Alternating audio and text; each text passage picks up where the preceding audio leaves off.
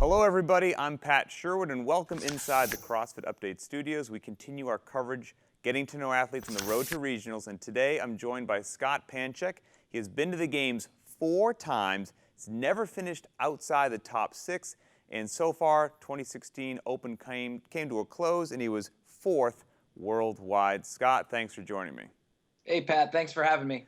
Always good to talk with you. You know, we were chatting a little bit before the camera clicked on. I wanted to make sure I had, your injury down from the games last year. Some people might not know that you were banged up. I didn't realize how significant it was. You said you ruptured your plantar fascia during the very first event of the games. You took 6th last year.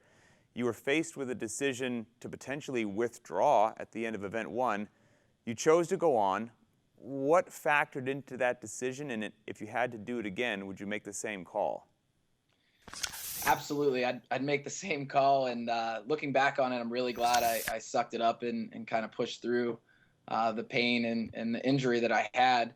I just look at the opportunity of being at the CrossFit Games and how so many people would cherish that opportunity to just step on the floor for one event. Right. And I just kind of kept putting that in my mind before each event, like your brothers would kill to do this. Any person would kill to be on this floor in this opportunity right here. So don't waste it. Take advantage of it. And if you got to get peeled off the floor, then do it. So that was kind of my mentality going into it. Now there might be some people at home going, all right, great.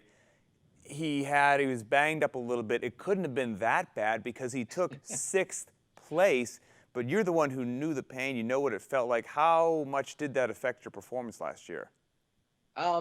It was pretty bad. I took some painkillers during the day, and I was kind of getting by on adrenaline. But it got as bad. There were nights that I was peeing in a bucket next to my bed because I didn't want to get up and walk to the bathroom. And I had a couple people that helped me carry my bags in and out of the stadium at night. And yeah, if it wasn't for my fiance, honestly, she's really the reason I got through the games this year, along with my family support. Yeah, absolutely. Did you lead on to the other athletes at all that you were banged up, or were you keeping it a secret?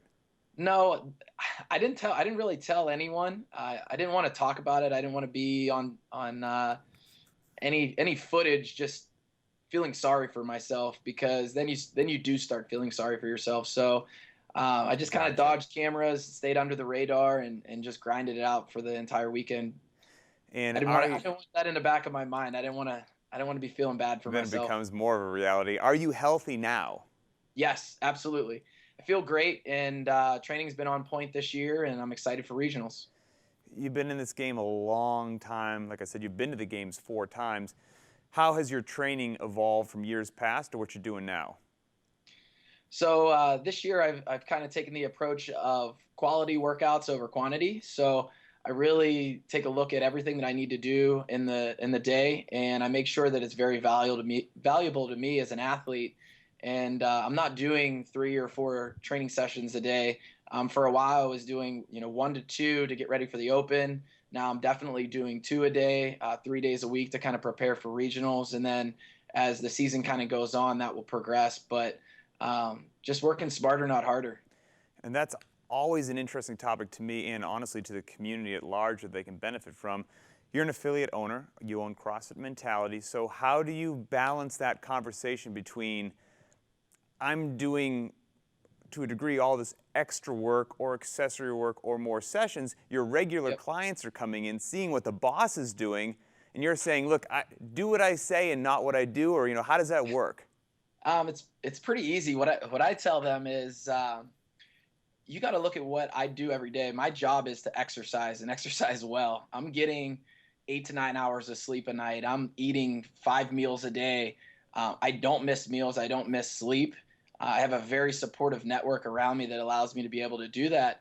But at the same time, I ask them, like, could I come in and do your job in a year, or be great at your job in a year or 2 years? It's unrealistic. And, just doing it 1 hour a day. Right. And, when they look at it from that perspective, it really changes their views and just their whole mindset when they walk into the gym. Well, hopefully some people at home watching this can kind of get their mindset changed a little bit as well.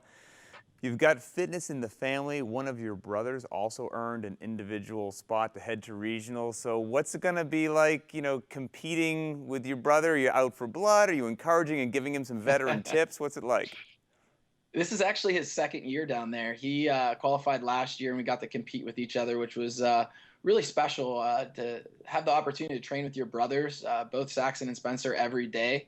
That's something I cherish, and I know I'll look back on down the road in my life, and just really, these will be the memories that I remember, not necessarily what place I came in, but the people that I got to spend the time with leading up to those events. Well, maybe if both you and him make it to the games, he will be lucky enough to receive a motivational quote from me on one of the final days like you did. We were laughing earlier, and I don't even remember this happening, but you said you're doing well going into an event, and then what did you hear from me, supposedly, allegedly? You know how to motivate, that's for sure.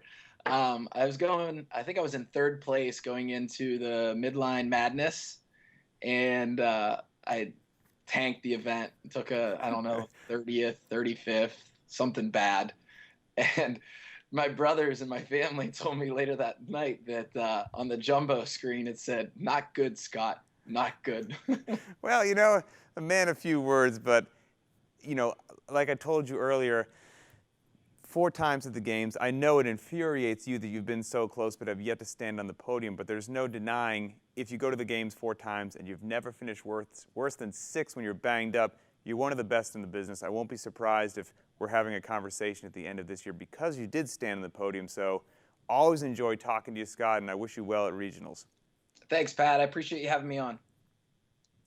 Scott Panchik, an incredible resume thus far. He's heading to the Central Regional. You're going to want to make sure you catch that. Will this be his year to get on the podium? He looks better than ever as far as I'm concerned.